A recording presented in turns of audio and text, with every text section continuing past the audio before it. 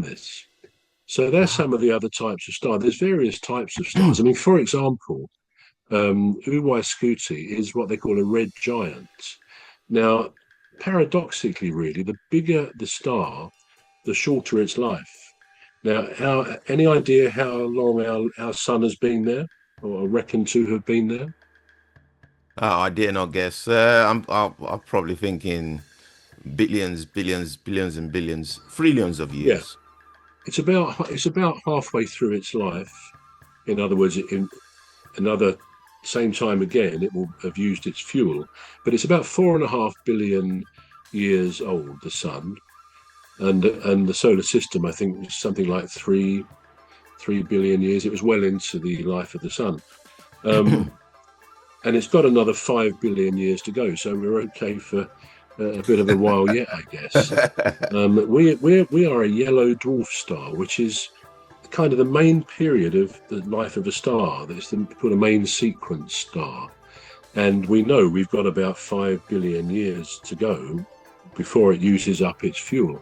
But strangely or paradoxically, the bigger the star, like a red giant or a red supergiant, like Mm, Scuti, its lifespan is significantly shorter. It's thought right. to be about 10 to 20 million years old, which in space terms, astronomic terms, is not very old. And it may only have another 10 million years to go before it actually burns through. It just burns through its hydrogen to make helium. It's all these processes much more quickly than a smaller star like the sun.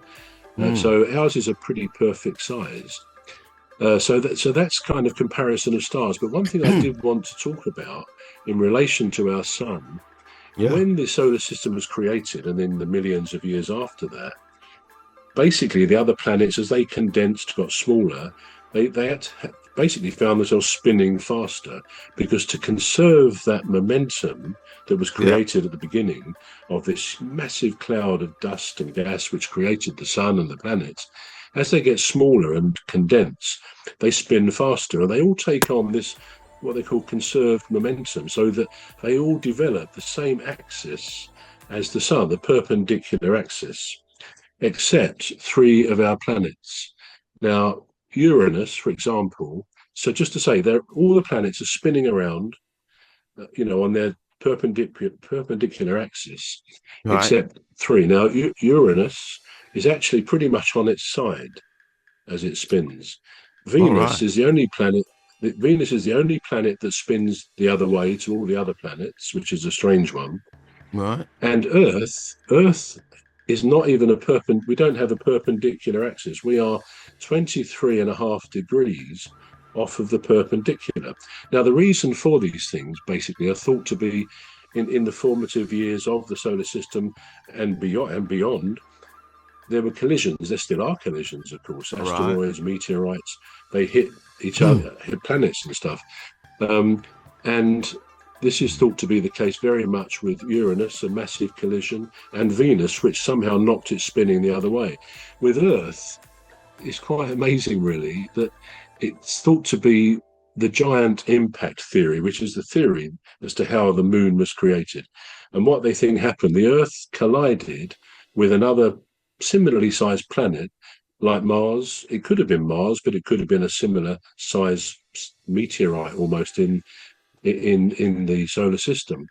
Right. And the explosion, the debris that was thrown up, eventually coalesced and became the moon, which is why it's All sort of right. like going around with us, going around the sun with us. So that's the giant impact theory of how, but they think what happened.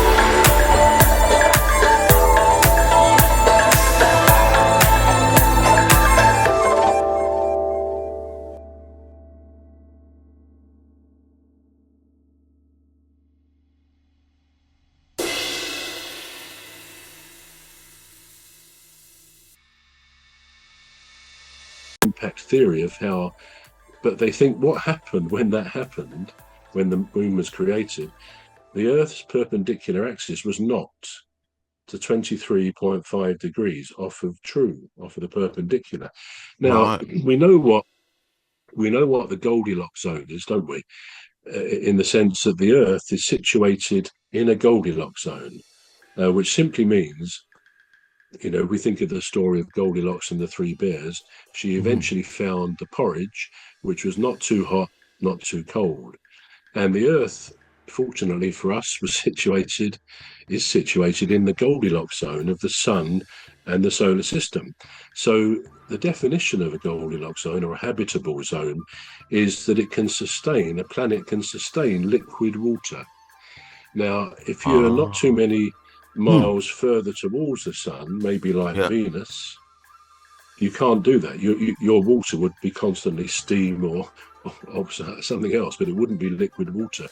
Equally, a bit further away, and not too much further away, you're going to be in the same situation as Mars, where they can't sustain liquid water. It's often thought they did because I think the photographs we see show dried up riverbeds. So they do think Mars once did have an atmosphere and had some water, but these orbits aren't always true, and maybe it was knocked off of its orbit to some degree in the past.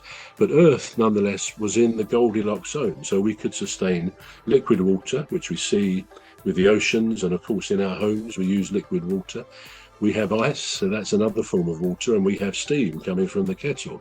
So those three versions of water make it clear that Earth is in the Goldilocks zone, so that life, at least as we know it, could emerge, complex life. Because we can have water, we believe that our form of life can only exist if you've got the basic ingredient, which is water. So we are in the Goldilocks zone, and we're lucky for that. Otherwise, we wouldn't be here. But the other thing, which I think more people are now also thinking, is that this axial tilt, this tilt away from the true, which doesn't Mhm. apply to any other planet, I mean, except Uranus, as I say, is on its side, Venus goes the other way, both of which would impact on any possibility of life, even if they were in our habitable zone. But Earth is the only one with this 23.5-degree tilt. Any ideas what benefits that gives us? Why it is actually also a Goldilocks zone of its own? In other words, it's crucial for life. Any ideas why that would be? Well, I think you said it actually. You said it gives you the Did I say it? ability to retain water, don't it?